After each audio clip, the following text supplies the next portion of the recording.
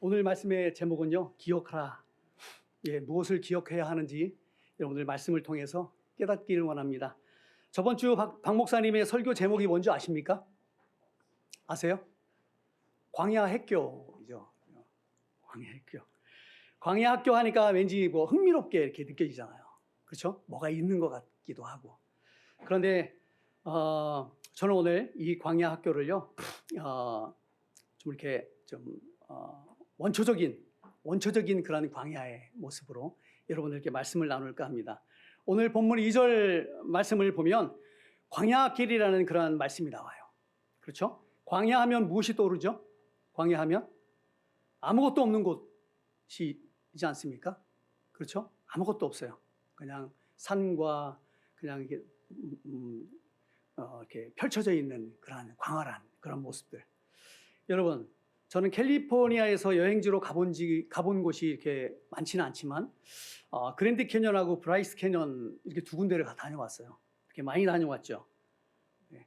정말 웅장하고 멋지고 아름답더라고요. 또 가보고 싶은 그런 곳이에요. 우리 모두 다 한번 이렇게 갔으면 좋겠다라는 생각을 해봅니다. 네. 그런데 만약에 그곳에서 저한테 살아보라고 얘기하면 저는 못 살 것 같아요. 예. 광야는 분명히 낭만적인 것은 아니에요. 그렇죠?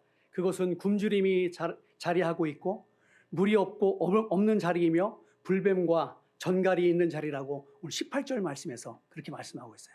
광야의 모습이 그렇다는 거예요. 그 광야는 인간의 힘으로는 절대로 살아갈 수 없는 공간입니다. 그리고 이 광야는요, 자존심이 부서지는 곳이에요. 그리고 내 능력이 통하지 않는 곳입니다. 아무리 능력이 있어도 거기서는 별 볼 일 없어요. 네. 내가 통제할 수 없는 장소라는 그런 장소인 거죠. 결국 광야의 길은요, 죽음이 머무는 길처럼 느껴집니다. 이스라엘 1세대들이 여호수아와 갈렙만 빼고는요, 그 광야에서 모두 죽었어요.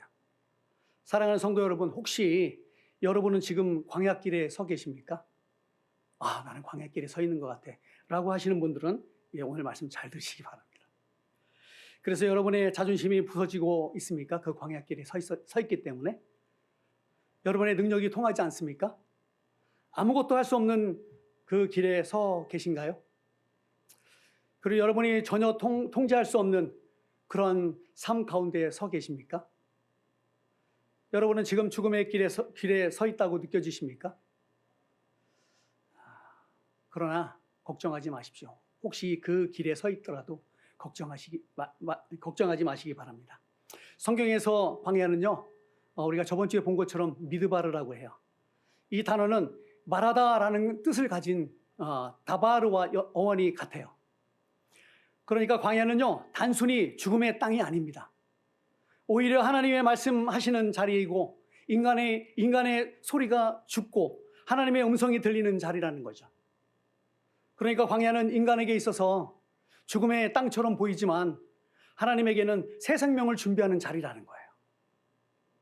오늘 본문 말씀 신명기 8장 2절은 이렇게 말씀하고 있습니다. 내 하나님 여호와께서 이 40년 동안에 너로 광야의 길을 걷게 하신 것을 기억하라 라고 말씀하고 있음을 여러분 기억하시기 바랍니다. 꼭 기억하세요. 그렇다면 여기서 퀴즈 하나를 드리겠습니다. 여러분을 광야길로 걷게 하신 분이 누구십니까? 여러분을 광야길로 걷게 하신 분이 누구세요? 질문이 좀 어려운가요? 여호와 하나님이라고 말씀하고 있어요. 그런데 정확한 정답은요, 너의 하나님 여호와예요. 너의 하나님 여호와. 나의 하나님 여호와라는 거죠. 그 하나님께서 이스라엘 백성들을 광야로 내보내셨다라는 거예요. 여러분 스스로가 광야로 들어서는 것이 아니라 하나님께서 그 길로 서게 하신다는 겁니다. 그 이유가 뭐라고요? 오늘 성경 말씀에 시험하시기 위해서, 테스트하기 위해서. 너를 낮추시며 너를 시험하사 내 마음이 어떠한지 알고 싶다라고 말씀하시는 거예요. 저와 여러분을 낮추시겠다는 것입니다. 그리고 저와 여러분의 마음이 어떠한지 알고 싶답니다. 누가요? 주님께서. 하나님께서 이스라엘 백성을 몰랐을까요? 하나님이 저와 여러분을 모르겠습니까? 어떤 사람인지? 하나님께서 아브라함이 이삭을 죽일 것이라는 것을 몰랐을까요? 베드로가 예수님을 3번 부인할 때 부인할 것을 몰랐을까요? 바울이 어떤 사역을 할지 하나님께서 몰랐을까요? 전혀 아니죠. 너무나도 잘 알았어요. 그렇다면 저와 여러분의 마음을 너무나도 잘 알고 계시는 그 하나님. 그런데 왜 광야로 보내셨습니까? 왜 광야로 보내셨다고 생각하십니까? 그 이유는요, 우리로 하여금 우리의 실체를 알게 하기 위해서라고 말씀하고 있어요. 악하고 원망으로 가득 찬 우리의 모습들, 이스라엘 백성들의 모습들입니다.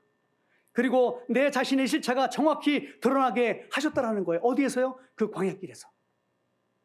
하나님은 나를 너무나도 잘 아셨기에 광야로 내보내십니다. 그래야 살기 때문에. 저는 광야를 거울이라고 표현하고 싶어요. 거울. 내 마음이 어떤지 드러나게 하고 깨닫게 하는 곳. 내가 얼마나 보잘것없는 사람인가를 깨닫게 하는 곳. 그곳이 광야입니다. 광야에 서봐야 나를 제대로 알 수 있어요. 배고프면 무엇이 드러납니까? 원망이 나옵니다. 그리고 교만함이 드러나게 돼 있어요. 배고픔은 우리 안에 교만을 드러나게 합니다. 그러니 배고픔을 통해서 이스라엘 백성들은 모세를 원망하는 거예요. 그런데 모세의 원망 이코르 하나님입니다. 모세를 원망하는 그 자체가 하나님을 원망하고 있는 거예요. 만약에 우리가 누군가를 원망하고 있다면 그것은 하나님을 원망하는 것과 같다는 겁니다. 애굽에 있었다면 그래도 고기를 배불리 먹을 수 있었을 텐데 이 광야로 나오게 해서 우리를 굶어 죽게 하는구나 라고 하나님을 원망하고 있다는 거예요. 또 한 가지 광야는 결핍이라고 저는 표현하고 싶어요. 결핍이 있는 곳. 결핍은 우리가 무엇을 붙들고 사는지를 광야에서 보여줍니다. 결핍이 뭡니까? 결핍은 있어야 할 것이 부족한 상태를 말하고 있어요. 채워지지 않는 상태를 나타내고 있다는 것입니다. 그렇다면 여러분의 결핍은 무엇을 붙들게 합니까? 여러분에게 결핍이 있다면 그 이후에 무엇을 붙들게 해요? 그 결핍이. 늘 부족하다고 생각하게 되면 그 부족을 채우기 위해서 물불을 가리지 않고 열심히 일을 합니다.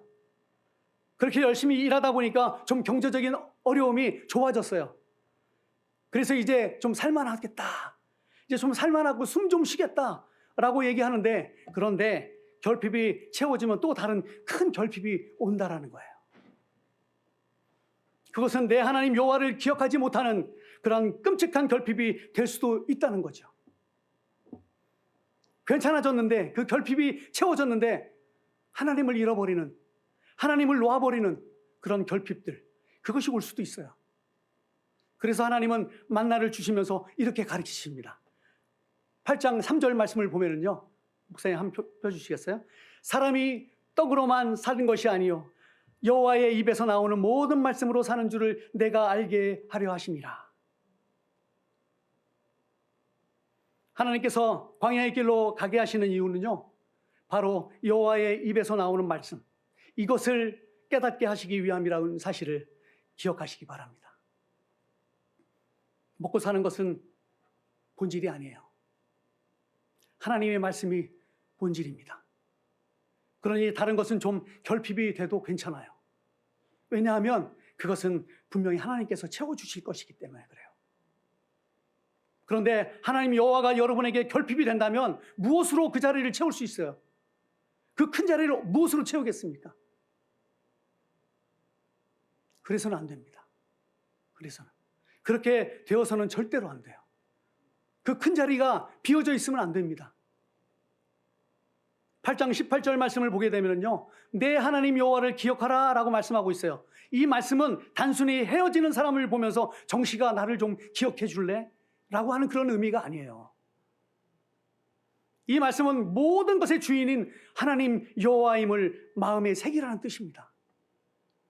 그러니 이스라엘 백성이라면 그리스도인이라면 하나님 여호와를 기억해도 되고 안 해도 상관없다는 그런 악한 생각을 버리시기 바랍니다. 그건 악한 생각이에요. 하나님 없어도 나 살아갈 수 있어.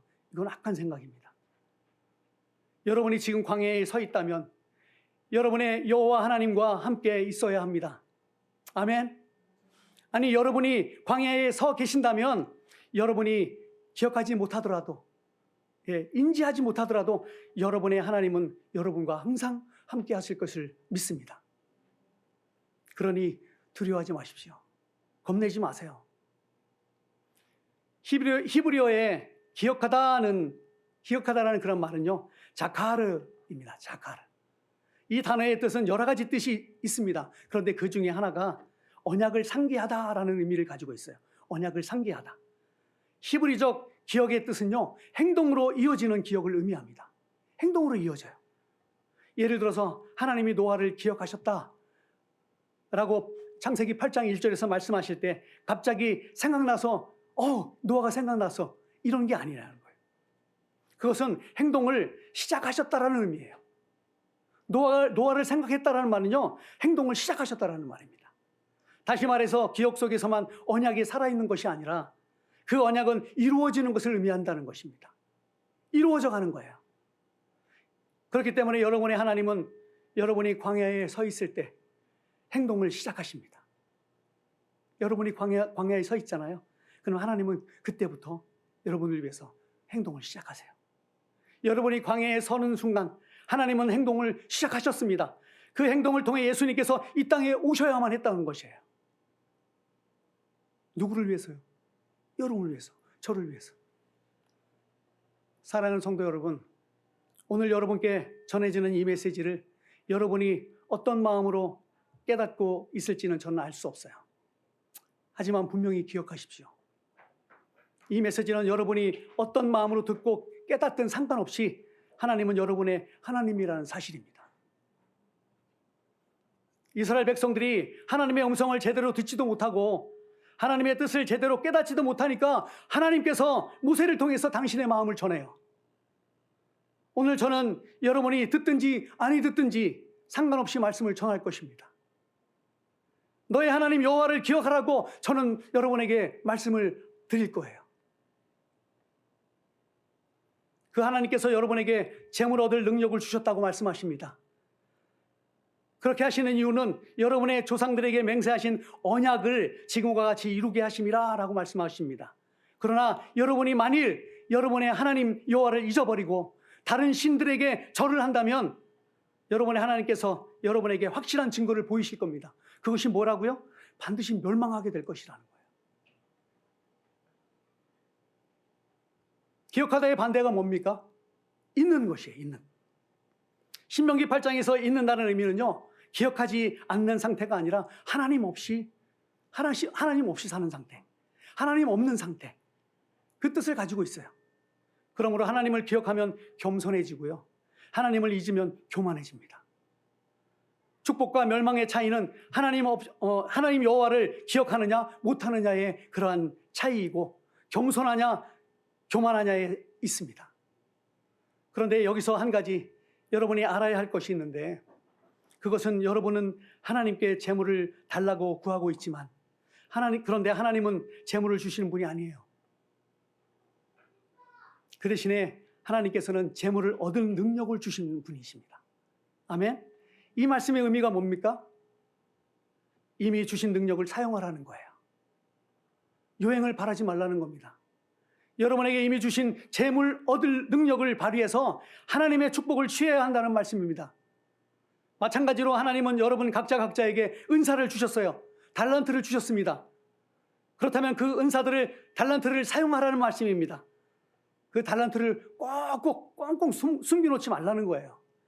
예수님께서 오시는 날에 분명한 책망이 있을 것이라는 말씀을 성경에서 말씀하고 있다는 겁니다. 여러분이 가지고 있는 한 달란트를 뺏어다가 5달란트 가진 자에게 주겠다라는 것입니다.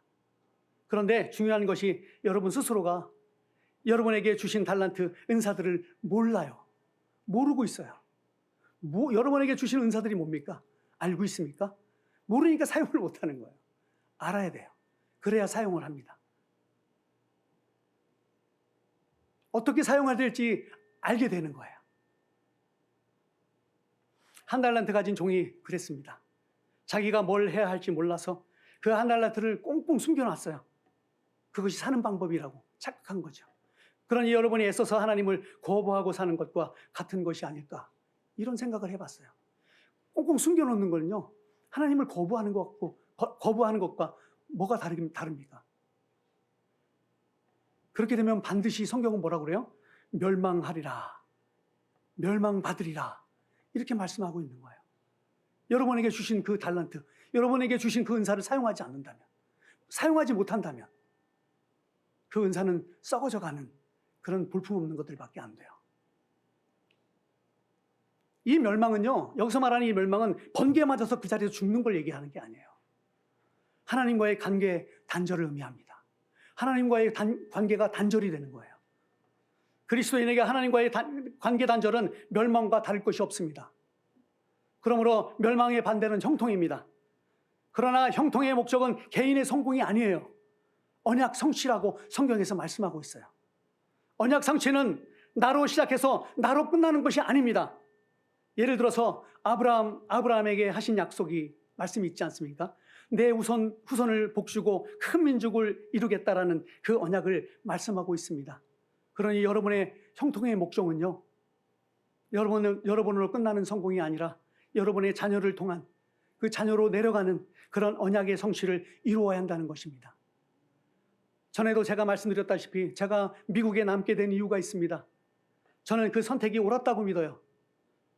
결국 하나님께서 저를 한국으로 보내서 내가 형통해지는 그 목적을 주님께서 원하셨던 것이 아니라 하나님께서 나의 자녀들에게 비전을 두셨다라는 겁니다. 그래서 우리 자녀들을 위해서 남게 됐어요. 어떻게 보면요, 나의 꿈을 포기한 거예요. 그리고 하나님의 비전에 내 마음을 실었어요. 그것을 통해서 큰 하나님의 민족을 이 땅에 세우시려는 그 큰 하나님의 비전을 저는 바라보게 됐습니다. 이번에 제 아들 예찬이가 집을 샀어요. 네. 자랑하려고 그러는 게 아닙니다. 절대로 자랑하려고 그러는 게 아니에요. 오해하지 마시기 바랍니다. 예찬이가 걸어온 그 광야의 길을 저는 보았어요. 함께 경험했습니다.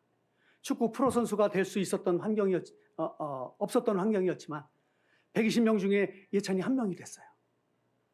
팀 연습이 끝나면 집에 돌아와서 저와 2시간을 연습을 했습니다. 그 땡볕에서. 그때가 생각나요. 선수 생활을 내려놓고 지도자의 길을 간다고 했을 때 잠도 잘 수 없는 환경 속에서 지금의 이 비즈니스를 만들어가고 있습니다. 포기하고 싶을 때가 너무나도 많았다고 그래요. 그런데 기도하면 하나님이 나와 함께 가자. 그리고 자기의 손을 잡았답니다. 그것을 뿌리치지 못하고 지금까지 왔어요. 그리고 마련한 집이 지금의 집입니다. 정말 대견스럽고 자랑스럽고요. 정말 눈물이 납니다. 하나님께서 예찬이를 광야길에 세우셨을 때 예찬이는 광야길에서 하나님을 기억했습니다. 그리고 하나님께서 주시는 말씀을 따라 광야길로 포기하지 않고 달려왔어요. 지금까지. 다 말씀드릴 수는 없지만 그러나 분명한 것은 그 광야길에서 주님과 함께 걸어왔을 때 분명히 예찬이에게 축복이 되었다라는 것이에요. 하나님께서 예찬이를 기억하셨다라는 겁니다. 형통이 여러분에게만 이루어지는 그러한 만족이 되어서는 안 된다고 말씀하고 있는 거예요. 그렇기 때문에 하나님께서 우리 교회에 갑의 오르다를 허락하셨습니다. 저는 그렇게 믿어요. 왜냐하면 우리를 통해 그 뜻을 이루시려는 하나님의 계획이 분명히 있기 때문에 그래요. 솔직히 목회를 시작하고 다음 세대 하고 외쳤어요. 그런데 어떻게 다음 세대를 세워나가야 되는지는 몰랐습니다. 어떻게 해야 되는지 방법을 몰랐어요. 기도만 했습니다. 그런데 하나님의 계획은 확실했어요. 그리고 갑의 오르다를 만나게 되었고 3년이라는 시간 동안 벌써 제5기 갑의 오르다를 시작하고 있습니다. 놀랍지 않습니까? 우리가 시작한 겁니까? 그렇지 않아요. 우리는 그저 순종했을 뿐입니다. 우리 아동부 아이들이 갑의 오르다를 영향을 받았어요. 또한 라이프 인 철치를 통해서 우리 교회가 기도해 오던 유진이를 비롯한 청년 아이들의 문제가 해결되지 않았습니까? 그들이 비록 지금은 나오지 못하지만 유진이는 소그룹 모임에서도 열심히 신앙생활하고 있다는 소식을 들었습니다. 이것은 하나님의 언약은 축복으로 이어지고 있다는 것을 말씀해주고 보여주고 있는 것입니다. 우리 태영이가 지금 텍사스에 가 있는데 정말 힘들고 어려운 그런 상황 속에서 하나님의 인도하심을 경험하고 있어요. 광야 아닙니까? 광야길. 그런데 그곳에서 주님을 만나고 있는 거예요. 제 아내와 저는 VYCC 청소년 사역을 하고 있습니다. 저희에게 그 길이 광야길이라고 저희는 생각하고 있어요. 또 팀처치 사역이 저에게는 그렇습니다. 저는 우리 교회를 그리고 VYCC를 발판 삼아서 나의 명예, 나의 부, 나의 자랑이 되게 하려는 목적은 1도 없어요. 오히려 저는 이 사역이 광야길이라고 믿어져요. 이 사역을 통해서 나를 낮추시고 나를 시험하시려는 주님의 마음이 오늘 말씀을 통해서 더 명확하게 깨달아지더라는 겁니다. 저의 사역을 통해서 제가 하는 모든 사역은 하나님께서 나의 마음이 어떠한지, 하나님의 명령을 지키는지 지키지 않는지 알려 하시는 그 하나님의 마음을 깨닫게 되더라는 거예요. 하나님은 광야에서 환경을 바꾸시는 것보다 사람을 만드시는데 더 관심이 있으십니다. 광야의 목적은 가나안이 아닙니다. 사람의 변화예요. 우리들의 변화예요. 그 광야에서 우리를 변화시키는, 그 이스라엘 백성들의 마음을 변화시키는 하나님의 그 마음, 그 마음이 40년입니다. 여러분이 변하지 않으면 40년이에요. 40년. 그 광야는. 하나님을 모르면 교만해지지만 하나님을 알면 겸손해집니다. 하나님을 알면 순종하지만 하나님을 모르면 불순종해요. 광야의 길은 우리를 교만해서 겸손의 자리로, 불순종해서 순종하는 자리로 만들어가는 과정이라는 사실을 여러분 기억하시기 바랍니다. 그러므로 내 하나님 여호와를 기억하는 것, 이것은 저와 여러분의 삶 가운데 가장 중요한 것이에요. 해도 되고 안 해도 되는 게 이게 아니에요. 하나님을 잊어버리는 순간이 바로 다른 신을 섬기는 결과를 낳게 된다는 것입니다. 하나님께 예배하러 나오지 않으면 다른 신에게 절하는 시간이 될 수도 있다는 사실을 여러분 기억하시기 바랍니다. 그런데 그런 시간이 계속 지속이 된다면 그 결과는 멸망일 수밖에 없어요. 돌아올 수 없습니다. 그러므로 사랑하는 성도 여러분, 여러분이 화려한 예배보다 너무나도 부족한 교회를 선택해서 이렇게 예배의 자리로 나오셨어요. 여러분은 광야의 길을 선택하신 겁니다. 그러나 우리 예배는 부족함이 없습니다.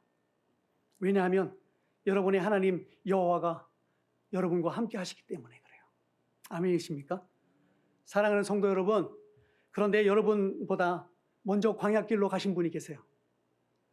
그분은 당신이 자처해서 광야로 가셨어요. 떠밀려 나간 게 아니라 자처해서 갔어요.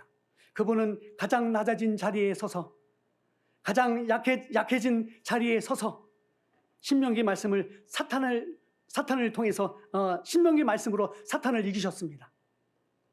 사람이 떡으로만 살 것이 아니요, 사람이 떡으로만 살 것이 아니요 하시면서 사탄아 물러가라 라고 외치셨습니다.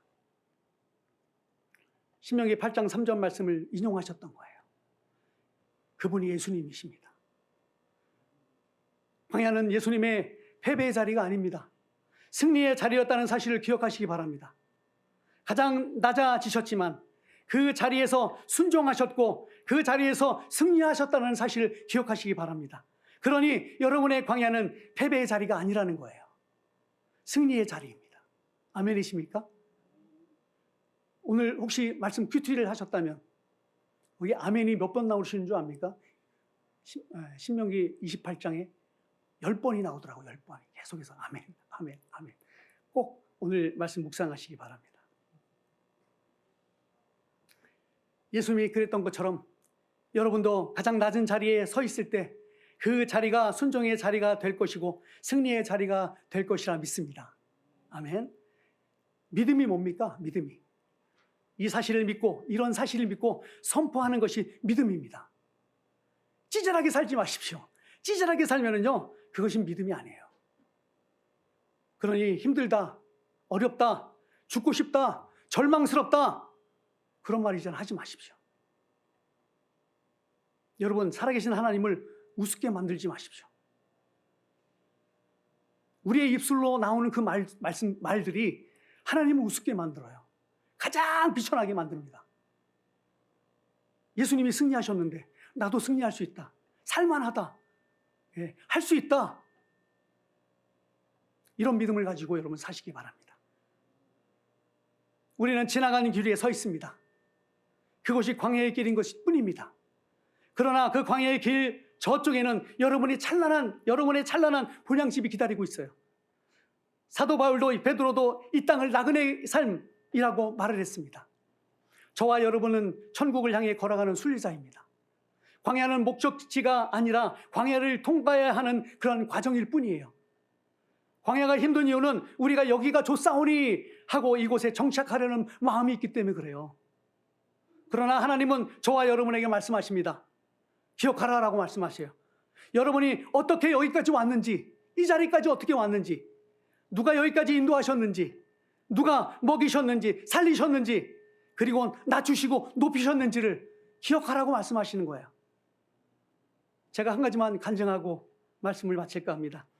아까 우리 목사님께서 광고하셨던 것처럼 저는 화요일마다 10주 동안 우리 두 형제를 놓고 또 파더와이즈를 하고 있습니다. 결론만 말씀드리면 제가 그들에게 우리 아동부에 대한 미션을 던졌어요. 그랬더니 그렇게 하겠대요. 아동부 선생님이 되어주겠대요. 이것이 너의 하나님을 기억하는 것이 아니겠습니까? 그리고 오늘 나왔어요. 화요일에 얘기했는데 오늘부터 할 수 있대요. 한 청년은요, 기도해 보겠대요. 하나님을 모르면 절대로 순종할 수 없어요. 사랑하는 성도 여러분, 여러분께 여쭤보겠습니다. 여러분의 마음은 어떻습니까? 여러분의 마음은. 주님은 여러분을 테스트하고 싶어 하십니다. 너를 낮추시며 너를 시험하사 내 마음이 어떠한지 그 명령을 지키는지 지키지 않는지 알려 하신다 라고 분명히 말씀하고 계세요. 기억하십시오. 여러분의 하나님은 여러분을 기억하고 계시다라는 사실을. 여러분이 기억하지 못해도 여러분의 하나님이 여러분을 기억하고 계세요. 그 하나님이 말씀하십니다. 너는 나를 기억해라. 이렇게 말씀하고 계세요. 그분은 광야에 서 있는 여러분에게 말씀하십니다. 여러분, 그 말씀을 잘 듣고 그 말씀에 순종하는 그 삶을 잘 살아내시기를 주님의 이름으로 축원드립니다. 무엇이 그리스도인입니까? 어떤 사람들이 그리스도인이라고 얘기할 수 있어요? 기억하십시오. 그리고 오늘 이 말씀을 분명히 기억하시기 바랍니다. 어느 순간에 잊어버리지 마시기 바랍니다. 꼭 기억하시는 여러분들의 그런 삶이 되시고 축복받는 여러분들이 되시기를 주님의 이름으로 축원합니다.